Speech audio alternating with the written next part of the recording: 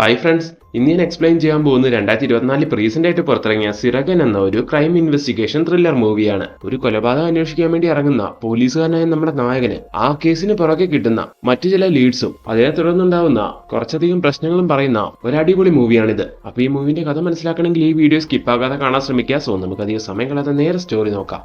മൂവിയുടെ സ്റ്റാർട്ടിംഗിൽ ഒരു റിപ്പോർട്ടറെ കാണിക്കുന്നു. അവരിപ്പോ അവരുടെ ഫ്ളാറ്റില് ട്രൈപോഡിൽ ഫോണെല്ലാം വെച്ച് എന്തോ ഒരു വീഡിയോ റെക്കോർഡ് ചെയ്യാൻ വേണ്ടി ശ്രമിച്ചുകൊണ്ടിരിക്കുകയാണ്. ഈ സമയം അവരെ കൂടാതെ അവരുടെ ഫ്ളാറ്റിൽ ആരോ ഉള്ളതായിട്ട് അവൾക്ക് ഫീൽ ചെയ്യുന്നു. അങ്ങനെ ഇപ്പൊ നോക്കാൻ വേണ്ടി ആ റിപ്പോർട്ടർ പോവുകയാണ്. അവളുടെ സംശയം ശരിയായിരുന്നു. ആരോ ഒരാള് അവളറിയാതെ അവളുടെ ഫ്ളാറ്റിൽ കയറിയിട്ടുണ്ടായിരുന്നു. അങ്ങനെ ഇപ്പൊ ആ വ്യക്തി ഈ സമയം അവിടെ വെച്ച് ആ റിപ്പോർട്ടറെ കൊന്നു കളയുവാണ്. അങ്ങനെ ആ സീനോട് കട്ടെ അടുത്ത ദിവസം ഈ കാര്യങ്ങളെല്ലാം അറിഞ്ഞ് പോലീസ് അവിടേക്ക് എത്തി ഇൻവെസ്റ്റിഗേഷൻ എല്ലാം സ്റ്റാർട്ട് ചെയ്യുന്നു. ഈ ഇൻവെസ്റ്റിഗേഷൻ ടീമിന്റെ ഹെഡാണ് നമ്മുടെ നായകൻ. അങ്ങനെ ആ ഫ്ളാറ്റ് മുഴുവൻ വളരെ വ്യക്തമായിട്ട് നായകൻ ചെക്ക് ചെയ്യുവാണ്. കിട്ടുന്ന ഒരു ചെറിയ ക്ലൂ ആണെങ്കിലും അതിൽ പിടിച്ച് കയറാനാണ് നായകന്റെ പ്ലാൻ. ആ കൊലയാളി റിപ്പോർട്ടറെ കൊന്നിട്ട് അതൊരു സൂയിസൈഡ് പോലെ വരുത്തി തീർത്തിരിക്കുകയാണ്. എന്നാൽ ഇവിടെ എത്തി ഈ സാഹചര്യം എല്ലാം ചെക്ക് ചെയ്തപ്പോ തന്നെ നമ്മുടെ നായകന് കാര്യം മനസ്സിലായി. ഇത് ആത്മഹത്യയല്ല കൊലപാതകമാണെന്ന്. പക്ഷെ സാഹചര്യത്തിൽ വെച്ച് നോക്കുമ്പോൾ ആത്മഹത്യയായിട്ടേ വരുള്ളൂ. ഇങ്ങനെ ഇപ്പൊ ആ കേസിന്റെ കാര്യങ്ങളുമായിട്ട് നായകൻ അവിടെ നിൽക്കുന്ന സമയം അവിടേക്ക് നായകന്റെ സീനിയർ ഉദ്യോഗസ്ഥൻ വരുവാണ്. കുറച്ചാൾ മുമ്പ് നായകന്റെ അനിയത്തിക്ക് എന്തോ ഒരു അപകടം നടന്നായിരുന്നു. അന്ന് മുതൽ ഈ സമയം വരെ നമ്മുടെ നായകൻ ഒരു ലോങ് ബ്രേക്കിലായിരുന്നു. നായകന്റെ മൈൻഡ് ആകെ ഡിസ്റ്റർബ്ഡ് ആയിരുന്നു. ഇപ്പൊ നായകൻ തിരിച്ചു വന്നിരിക്കുകയാണ്. അതിൽ ഒരുപാട് സന്തോഷമുണ്ടെന്നൊക്കെ ഈ സമയത്ത് സീനിയർ നായകനോട് പറയുന്നു. അങ്ങനെ അനിയത്തിക്ക് നടന്ന കാര്യങ്ങളൊന്നും ഇനി നീ മനസ്സിൽ വെച്ചുകൊണ്ട് നടക്കരുത്. സംഭവിക്കാനുള്ള എല്ലാം സംഭവിച്ചില്ലേ,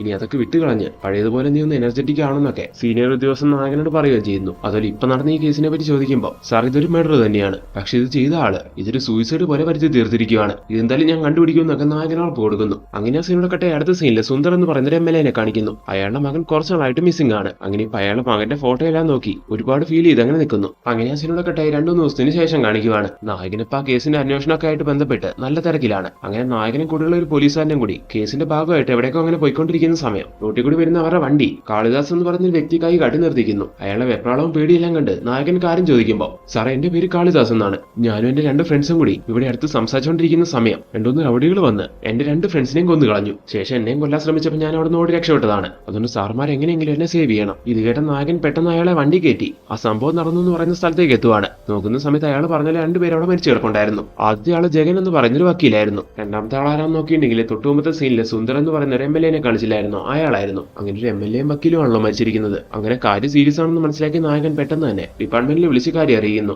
എന്നിട്ട് വേണ്ട ഫർദർ പ്രൊസീജിയേഴ്സ് എല്ലാം സ്റ്റാർട്ട് ചെയ്യുവാണ്. അടുത്ത സീനിൽ നമ്മുടെ നായകനെ കാളിദാസിനെ കൂട്ടിക്കൊണ്ട് ചോദ്യം ചെയ്യുവാണ്. നടന്ന കാര്യങ്ങൾ ഡീറ്റെയിൽ ആയിട്ട് പറയുമ്പോൾ അയാൾ അങ്ങനെ പറയാൻ തുടങ്ങുന്നു. ഈ കാളിദാസ് ഒരു വക്കീലായിരുന്നു. MLA സുന്ദർ വക്കീലന്മാരായ കാളിദാസിനെയും ജഗനെയും കാണണമെന്ന് പറഞ്ഞ് അങ്ങോട്ട് വിളിപ്പിച്ചതാണ്. അങ്ങനെ അയാൾ വന്ന് പറഞ്ഞ കാര്യം ഇതായിരുന്നു. കുറച്ചു നാളായിട്ട് അയാളുടെ മകനെ കാണുന്നില്ല എന്ന്, അവനവിടെ പോയിന്നോ എന്തായെന്നോ അറിയത്തില്ല എന്ന്. അതുകൂടാതെ ഇപ്പൊ ഏതോ ഒരു ഗ്യാങ് അയാളെ നിരന്തരം ഫോളോ ചെയ്യുന്നുണ്ട്, അവരാരാണെന്ന് അറിയത്തില്ല എന്ന്. അങ്ങനെ ആ കാര്യങ്ങളെല്ലാം അയാൾ ഞങ്ങളോട് സംസാരിച്ചുകൊണ്ടിരിക്കുന്ന അതേ സമയം തന്നെ അയാളെ ഫോളോ ചെയ്യുന്നു അയാൾ പറയുന്ന ആൾക്കാരായിരിക്കണം. 2-3 പേര് ആ സ്ഥലത്തേക്ക് എത്തി. ആദ്യം MLA കൊന്നു കളഞ്ഞു, ശേഷം ജഗനെ, അതിനുശേഷം എന്നെയും കൊല്ലാൻ ശ്രമിച്ചപ്പോൾ ഞാൻ അവിടെ ഓടി രക്ഷപ്പെടുകയാണ് ചെയ്തത്. അങ്ങനെ ഇപ്പൊ കാളിദാസ് പറയുന്ന ഈ കാര്യങ്ങളെല്ലാം കേട്ട നായകൻ ഇതൊരു സീരിയസ് ഇഷ്യൂ ആണ്, ഡീറ്റെയിൽ ആയിട്ട് അന്വേഷിക്കണം എന്നൊക്കെ വിചാരിക്കുന്നു. അതുപോലെ കാളിദാസിനെ വീട്ടിൽ കൊണ്ടേ ആക്കാന്നൊക്കെ പറയുമ്പോൾ കുഴപ്പമില്ല സാർ, എന്റെ അടുത്ത് വണ്ടിയുണ്ട്, ഞാൻ സേഫ് ആയിട്ട് പൊക്കോളാമെന്നും പറഞ്ഞ് അയാൾ അവിടെ നിന്ന് അങ്ങനെ പോവുകയാണ്. ഈ സമയത്ത് അയാളുടെ ഫേസ് എക്സ്പ്രഷൻ എല്ലാം കാണുന്ന സമയത്ത് നമുക്കൊരു കാര്യം മനസ്സിലാവുന്നു. ഇയാളിപ്പോ നായകന് പറഞ്ഞു കൊടുത്ത ഈ കാര്യങ്ങളിൽ എന്തൊക്കെയോ കള്ളത്തരമുണ്ടെന്ന്, അതായത് ഇപ്പൊ നടന്ന ഈ ക്രൈംസിൽ ഇയാൾക്ക് എന്തോ പങ്കുണ്ടെന്ന്. അതെന്താണെന്ന് ഞാൻ വഴിയെ പറഞ്ഞുതരാം. അങ്ങനെ ആ സിനിമ കട്ടെ അടുത്ത സീനില് ഒരു പയ്യനെ കാണിക്കുന്നു. ഇവനാരാണെന്ന് അറിയാവോ? മരിച്ചുപോയ MLA സുന്ദറിന്റെ മകനാണ്. ഇവനിപ്പോ ആരെയും കണ്ണിപ്പെടാതെ ഒളിച്ചു നടക്കുന്ന പോലെയാണ് നടക്കുന്നത്. ഇതിന് പുറകിൽ ഒരു കാര്യമുണ്ട്, അതും നമുക്ക് വഴിയെ നോക്കാം. എന്തായാലും ഇപ്പൊ അങ്ങനെ ഒളിച്ചു നടക്കുന്ന ആ പയ്യനെ ആരോ ഒരാൾ പിടികൂടുന്നതായിട്ട് കാണിക്കുന്നു. അങ്ങനെ ആ സിനിമ കട്ടെ അടുത്ത സീനില് ഫഹദ് എന്ന് പറയുന്ന ഒരു ഉദ്യോഗസ്ഥനെ കാണിക്കുന്നു. നായകന്റെ സെയിം റാങ്കിലുള്ള മറ്റൊരു ഉദ്യോഗസ്ഥനാണ് ഇയാള്. ശരിക്കും പറഞ്ഞാൽ നായകന്റെ ഒരു കോമ്പറ്റീറ്റർ എന്ന് വേണമെങ്കിൽ പറയാം. നായകന് ഈ കേസ് കിട്ടിയത് മുതൽ ഫഹദും അവന്റെ പുറകെയുണ്ട്. കാളിദാസ് എന്ന് പറയുന്ന ഒരു വ്യക്തി വന്നതും അയാൾ പറഞ്ഞ കാര്യങ്ങളും എല്ലാം ഫഹദ് അറിഞ്ഞിട്ടുണ്ടായിരുന്നു. എന്നാൽ കാളിദാസ് പറഞ്ഞ കാര്യങ്ങളെല്ലാം അങ്ങനെയും വിശ്വസിക്കാൻ ഫഹദിന് കഴിഞ്ഞിട്ടുണ്ടായിരുന്നില്ല. അതുകൊണ്ട് തന്നെ ഡിപ്പാർട്ട്മെന്റ് ഒന്നും അറിയാതെ അയാൾ അയാളുടേതായ രീതിയിൽ കാളിദാസിനെ പറ്റി ഒന്ന് അന്വേഷിക്കാൻ തുടങ്ങുന്നു. അങ്ങനെ അയാൾക്ക് ഈ കേസിൽ എന്തൊക്കെയോ ബന്ധമുണ്ടെന്ന് മനസ്സിലാക്കി നമ്മുടെ ഫഹദ് ആണെങ്കിൽ ഈ കാര്യം അവന്റെ സീനിയർ ഓഫീസറെ അറിയിക്കുകയാണ്. അങ്ങനെ അയാളുടെ പെർമിഷനോടെ കാളിദാസിനെ ഫഹദ് നുണപരിശോധനയ്ക്ക് വിധേയമാക്കുന്നു. എന്നാൽ ഈ കേസ് നായകൻ അന്വേഷിച്ചുകൊണ്ടിരിക്കുവല്ലേ. അപ്പൊ അതിനിടയ്ക്ക് കയറി ഫഹദ് കളിച്ചു എന്ന് പറഞ്ഞാൽ അപ്പൊ അതിനോട് ദേഷ്യമുള്ള നമ്മുടെ നായകൻ പ്രശ്നം ഉണ്ടാക്കുമെന്ന് വിചാരിച്ച് നായകനെ അവർ ഈ കാര്യമൊന്നും അറിയിക്കുന്നില്ല. അങ്ങനെ നുണപരിശോധനയില് കാളിദാസ് നടന്ന കാര്യങ്ങളെല്ലാം തുറന്നു പറയുവാണ്. ശരിക്കും MLAയും ജഗനും കാളിദാസും കണ്ടുമുട്ടി എന്നുള്ള കാര്യം സത്യമായിരുന്നു. എന്നാൽ അവിടെ വെച്ച് MLAനെ കൊന്നു കളഞ്ഞത് ജഗനാണ്. ജഗൻ ആ പ്രവൃത്തി ചെയ്തതും അവിടേക്ക് 2-3 ആൾക്കാർ വന്ന് ജഗനെ കൊന്നു കളഞ്ഞു. എന്ന് ഇവിടെയാണ് മറ്റൊരു ട്വിസ്റ്റ്. അവിടേക്ക് എത്തിയ 3 ആൾക്കാരില്ലേ, അതായത് ജഗനെ കൊന്നു കളഞ്ഞ 3 ആൾക്കാര്, അവരെ ഏർപ്പാടാക്കിയത് കാളിദാസ് ആയിരുന്നു. അങ്ങനെ കാളിദാസ് തുറന്നു പറഞ്ഞ കാര്യങ്ങളെല്ലാം കേട്ടതും ഫഹദിനാണെങ്കിൽ ഒരെത്തും പിടിയും കിട്ടാതായി പോകുന്നു. അങ്ങനെ ഡീറ്റെയിൽ ആയിട്ട് ഫഹദ് ചോദിക്കുന്ന സമയത്താണ് കാളിദാസ് അത് പറയാൻ തുടങ്ങുന്നത്. അങ്ങനെ ആ കാര്യങ്ങളെല്ലാം ഒരു ഫ്ലാഷ് ഫ്ലാഷ് ബാക്കിലേക്ക് പോകുന്നു. കാളിദാസിന് നിത്യ എന്ന് പറയുന്ന ഒരു മകളുണ്ടായിരുന്നു. അവളിപ്പോ കോമയിലാണ്. അവൾ ഇന്നത്തെ ഈ അവസ്ഥയ്ക്ക് കാരണം സുന്ദർ എന്ന് പറയുന്ന MLA ആണ്. സോ അതിനൊരു പ്രതികാരം എന്നുള്ള രീതിയിലാണ് ആ MLA കൊല്ലാൻ വേണ്ടി അയാൾ ആ റൗഡികളായ 3 പേരെ സെറ്റ് ചെയ്തത്. കാര്യങ്ങളെല്ലാം നടന്നതിന് ശേഷം പോലീസുകാരെ ഡൈവേർട്ട് ചെയ്യാൻ വേണ്ടിയാണ് ഇങ്ങനൊരു കള്ളക്കഥയും പറഞ്ഞ് അയാളെ നായകന്റെ അടുത്തേക്ക് എത്തിയതും. MLA നേരിട്ടൊന്ന് കാണണമെന്നും പറഞ്ഞ് കാളിദാസ് ആയിരുന്നു അവിടെ ഒരു മീറ്റിംഗിനായിട്ട് വിളിച്ചിട്ടുണ്ടായിരുന്നത്. കൂട്ടത്തില് കാളിദാസിന്റെ ജൂനിയറായ ജഗനും ഉണ്ടായിരുന്നു. MLA അവിടെ എത്തിയപ്പോ കുറച്ചാളായിട്ട് തന്നെ ആരെ ഫോളോ ചെയ്യുന്നതായിട്ട് തനിക്ക് ഫീൽ ചെയ്യുന്നുണ്ടെന്ന് അയാൾ പറയുന്നുണ്ടായിരുന്നല്ലോ. അത് കാളിദാസ് ഇയാളെ കൊല്ലാൻ വേണ്ടി തയ്യാറാക്കിയ ആ 3 പേരായിരുന്നു. അങ്ങനെ MLA ഈ കാര്യങ്ങളെല്ലാം അവരോട് പറഞ്ഞുകൊണ്ടിരിക്കുന്ന അതേ സമയം തന്നെ അവർ ഞാൻ പറഞ്ഞിട്ട് അത് ചെയ്യുന്നതെന്നും പറഞ്ഞ് കാളിദാസ് MLA കൊല്ലാൻ ശ്രമിക്കുന്നു. എന്നാൽ അതിനു മുമ്പേ തോക്കെടുത്ത് ജഗൻ അയാളെ ഷൂട്ട് ചെയ്ത് വീഴ്ത്തുന്നു. ഈ സമയത്താണ് ജഗൻ എന്തിനു വേണ്ടിയാണ് ഈ കാര്യങ്ങൾ ചെയ്തതെന്ന് പറയാൻ തുടങ്ങുന്നത്. കാളിദാസിന്റെ മകളായി നിത്തിയില്ലേ, അവളും ഈ ജഗനും ഒരുമിച്ച് പഠിച്ചതായിരുന്നു. ഇവര് നല്ല ബെസ്റ്റ് ഫ്രണ്ട്സ് ആയിരുന്നു. സന്തോഷമായിട്ട് കഴിഞ്ഞു വന്നുകൊണ്ടിരുന്ന അവൾക്ക് പെട്ടെന്ന് അങ്ങനെ ഒരു ദുരന്തം സംഭവിച്ചപ്പോൾ, അതായത് അവൾ കോമയിലേക്ക് പോയപ്പോൾ അതിന് കാരണക്കാരായവരോട് പ്രതികാരം വീട്ടണമെന്ന് കാളിദാസിനെ പോലെ തന്നെ ഇവനും ആഗ്രഹം ഉണ്ടായിരുന്നു. അതുകൊണ്ടാണ് കാളിദാസ് ആ കാര്യങ്ങളെല്ലാം കണ്ടെത്തി ഇവനെ അറിയിച്ചപ്പോൾ ആ MLA മീറ്റ് ചെയ്യാൻ ഞാനും ഉണ്ടെന്നും പറഞ്ഞ് കാളിദാസിന്റെ കൂടെ ജഗനും പോകുന്നത്. കാളിദാസിന്റെ മകൾ ഈ ഒരു അവസ്ഥയിലാവാൻ MLA ആണ് കാരണമെന്ന് കാളിദാസ് എങ്ങനെ കണ്ടുപിടിച്ചെന്നറിയാമോ? കാളിദാസ് എന്ന് പറയുന്ന ഈ വക്കീലുമായിട്ട് MLAക്ക് കുറെ വർഷത്തെ ഫ്രണ്ട്ഷിപ്പ് ഉണ്ടായിരുന്നു. ഒരു ദിവസം എന്തൊരു കേസിന്റെ കാര്യം സംസാരിക്കാൻ വേണ്ടി കാളിദാസിന്റെ വീട്ടിലേക്ക് MLA എത്തുവാണ്. ഈ സമയം കോമയിൽ അവിടെ കിടക്കുന്ന നിത്യ എന്ന് പറയുന്ന പെൺകുട്ടീനെ അയാൾ അവിടെ വെച്ച് കാണുന്നു. അങ്ങനെ അയാളെ നിത്യന്റെ ഇപ്പോഴത്തെ കണ്ടീഷനല്ല കാളിദാസിനോട് ചോദിക്കുമ്പോൾ അയാളുടെ സൗണ്ട് കേട്ട് കോമ സ്റ്റേജിൽ കിടക്കുന്ന നിത്യയാണെങ്കിൽ ഷിവർ ചെയ്യാനൊക്കെ തുടങ്ങുന്നു. അതില്ലാതെ ഇങ്ങനെ ഒരു കാര്യം സംഭവിക്കുമ്പോൾ കാളിദാസ് ഈ കാര്യങ്ങളെല്ലാം ഡോക്ടറെ അറിയിക്കുവാണ്. ഇത് കേട്ട ഡോക്ടർ പറയാണ് നിത്യന്റെ ജീവിതത്തിൽ അവൾക്കുണ്ടായ ആ മോശപ്പെട്ട സാഹചര്യങ്ങളെല്ലാം അവളുടെ മനസ്സിലേക്ക് ആ സമയത്ത് വന്നുകൊണ്ടാവണം അവളുടെ ബോഡി ആ ഒരു രീതിക്ക് റിയാക്ട് ചെയ്തത് എന്ന്. ഇത് കേട്ട് കാളിദാസിന് കണക്ട് ആവുകയാണ്. അപ്പൊ തീർച്ചയായിട്ടും സുന്ദർ എന്ന് പറയുന്ന ഈ MLAക്ക് ആ കേസുമായിട്ട് എന്തൊരു ബന്ധമുണ്ടെന്ന് അങ്ങനത്തെ കൺഫേം ചെയ്യാൻ വേണ്ടി പിന്നീട് ഒരു ദിവസം അയാളുടെ സൗണ്ട് അല്ല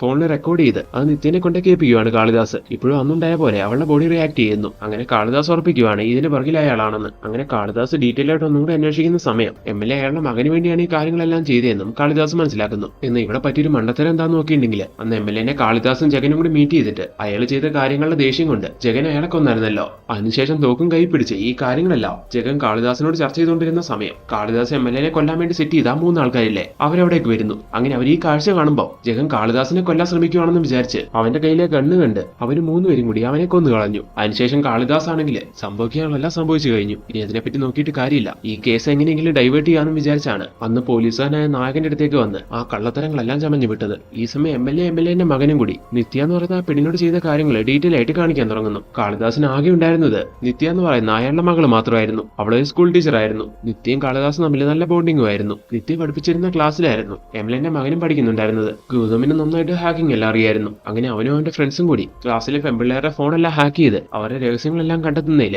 ഒരുപാട് ഇൻട്രസ്റ്റ് കാണിച്ചിരുന്നു. അങ്ങനെ ഈ കാര്യങ്ങളെല്ലാം ചെയ്ത് ഒരിക്കലും അവരെ ഇംഗ്ലീഷ് പഠിപ്പിക്കുന്ന കയൽ എന്ന് പറയുന്ന ഒരു ടീച്ചറുടെ ഫോൺ ഹാക്ക് ചെയ്യുവാണ്. അങ്ങനെ അവരുടെ എന്തൊക്കെയോ രഹസ്യങ്ങൾ കണ്ടെത്തി ആ ടീച്ചറോട് ആ കാര്യങ്ങളെ പറ്റി പറഞ്ഞ് അവന്മാർ ആ ടീച്ചറെ വരട്ടാൻ തുടങ്ങുന്നു. അങ്ങനെ ഈ കാര്യങ്ങളെല്ലാം അറിയുന്ന സമയത്ത് കയൽ എന്ന് പറയുന്ന ടീച്ചറാണെങ്കിൽ ആകെ സങ്കടപ്പെടുവാണ്. അങ്ങനെ അവർ ഈ കാര്യങ്ങളെല്ലാം നിത്യ എന്ന് പറയുന്ന അവരുടെ കൂടെ വർക്ക് ചെയ്യുന്ന ആ ടീച്ചറെ അറിയിക്കുന്നു. അതായത് കാളിദാസിന്റെ മകളെ അറിയിക്കുന്നു. നിത്യ ഭയങ്കര ബോൾഡ് ആയതുകൊണ്ട് തന്നെ ഈ കാര്യങ്ങൾ വേണ്ട രീതിയിൽ അവർ നേരിടുവാണ്. ആ ചെക്കന്മാരെ കണ്ട് അവർക്ക് നല്ല തല്ലും കൊടുത്ത് ഇനി ഇതുപോലുള്ള എന്തെങ്കിലും കാര്യങ്ങൾ റിപ്പീറ്റ് ചെയ്താ നിങ്ങളൊന്നും ഈ സ്കൂളിൽ ഉണ്ടാവില്ല എന്നും പറഞ്ഞ് അവരെ കുറെ വഴക്കും പറയുന്നു. ഇതിലെ MLAന്റെ മകൻ ആകെ ദേഷ്യം വരുവാണ്. ഇതിനെ എങ്ങനെയെങ്കിലും അവരോട് പ്രതികാരം വീട്ടണമെന്ന് ഈ സമയം അവൻ പ്ലാൻ ചെയ്യുന്നു. അങ്ങനെ അവൻ എന്താ ചെയ്യുന്നതെന്ന് നോക്കിയിട്ടുണ്ടെങ്കിൽ MLAന്റെ PA വിളിച്ചിട്ട് ഇന്നപോലെ 2 ടീച്ചർമാർക്കും ഒരു അടിപൊളി പണി കൊടുക്കണം, വേണ്ട കാര്യങ്ങൾ സെറ്റ് ചെയ്തോളാനൊക്കെ പറയുവാണ്. ഇത് കേൾക്കുന്ന MLA ആണെങ്കിൽ 2 ഗുണ്ടകളെ സെറ്റ് ചെയ്ത് അതിന് വേണ്ട കാര്യങ്ങളെല്ലാം സെറ്റ് ആക്കാൻ തുടങ്ങുന്നു. അങ്ങനെ അടുത്ത ദിവസം ക്ലാസ് എല്ലാം കഴിഞ്ഞ് നിത്യ ടീച്ചറും കയൽ ടീച്ചറും അവിടെ നിന്ന് പോകുന്ന സമയം വഴിയിൽ വെച്ച് MLAന്റെ PA ആയുള്ള ആൾക്കാരും കൂടി അവരെ തടയുവാണ്. എന്തെങ്കിലും പറഞ്ഞ് നൈസായിട്ട് അവരൊന്ന് പേടിപ്പിച്ചു വിടാന്നായിരുന്നു MLAന്റെ PA വിചാരിച്ചിട്ടുണ്ടായിരുന്നത്. എന്നാൽ അയാൾ അതിനുവേണ്ടി സെറ്റാക്കിയ ആൾക്കാരില്ലേ അവന്മാരെ MLAക്കും അയാളുടെ മകനും സന്തോഷമായിക്കോട്ടെ എന്ന് വിചാരിച്ച് കാര്യങ്ങൾ കുറച്ച് സീനാക്കാന്ന് വിചാരിക്കുന്നു. അങ്ങനെ അവരെ ഇംപ്രസ് ചെയ്യിക്കാൻ വേണ്ടി ഇവന്മാരൊരു വലിയ കട്ടയെടുത്ത് നിത്യ ടീച്ചറിന്റെ തലയ്ക്ക് അടിക്കുവാണ്.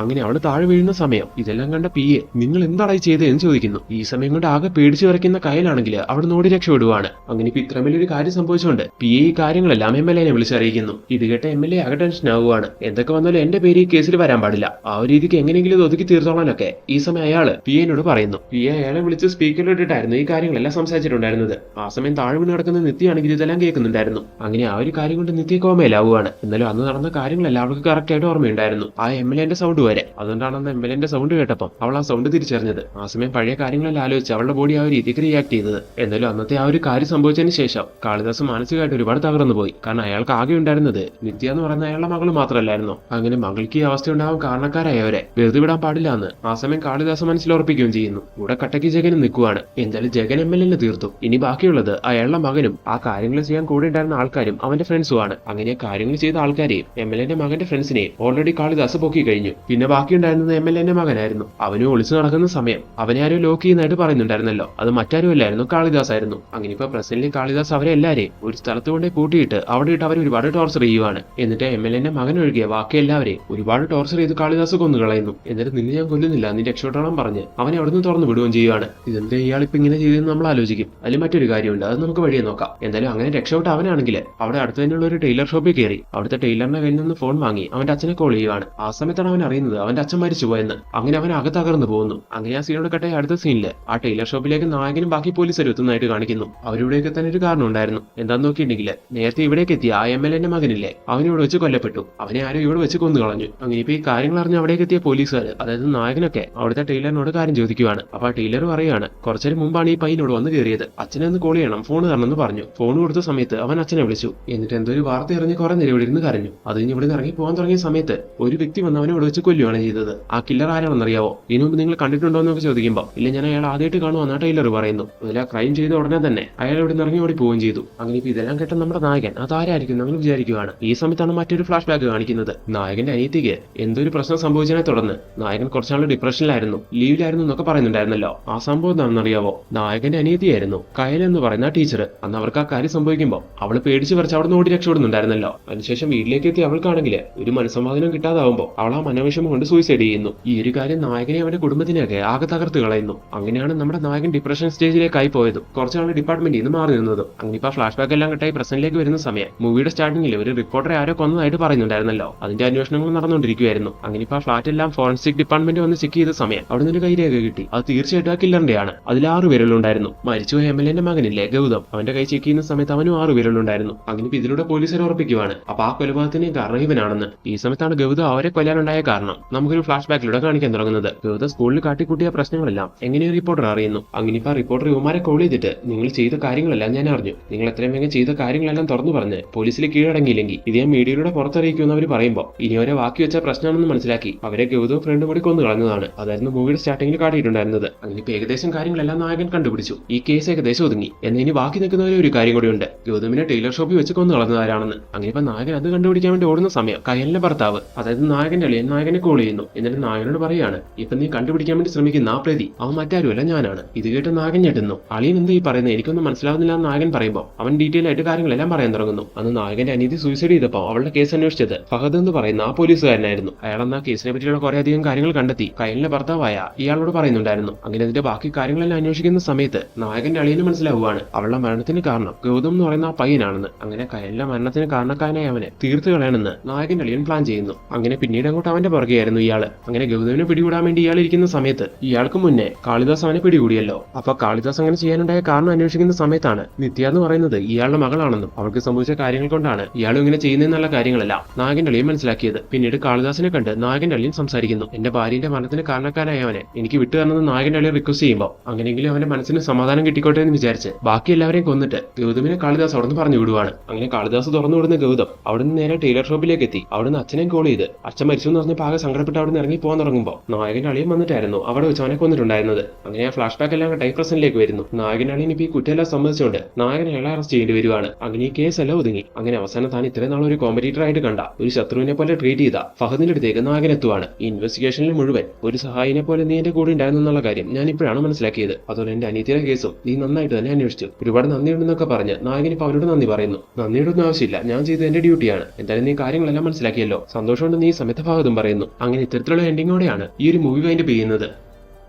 അപ്പൊ കൂട്ടുകാരെ, എങ്ങനെയുണ്ടായിരുന്നു ഈ മൂവി? വളരെ നല്ലൊരു ത്രില്ലിംഗ് മൂവി ആയിട്ട് എനിക്കിത് ഫീൽ ചെയ്തു. നിങ്ങൾക്ക് ഈ മൂവി ഇഷ്ടപ്പെട്ട് കാണുമെന്ന് ഞാൻ വിശ്വസിക്കുന്നു. നിങ്ങൾക്ക് ഈ മൂവി ഇഷ്ടമായിട്ടുണ്ടെങ്കിൽ തീർച്ചയായിട്ടും ഞങ്ങളുടെ ചാനൽ സബ്സ്ക്രൈബ് ചെയ്ത് ഞങ്ങളെ സപ്പോർട്ട് ചെയ്ത് കൂടെ നിൽക്കുക. അതുപോലെ കമന്റിലൂടെ നിങ്ങളുടെ അഭിപ്രായം അറിയിക്കുക. ഇനി ഇതുപോലുള്ള പുതിയ പുതിയ വീഡിയോസ് ആയിട്ട് കാണും വരെ എല്ലാവർക്കും ടാറ്റ ബൈ ബൈ.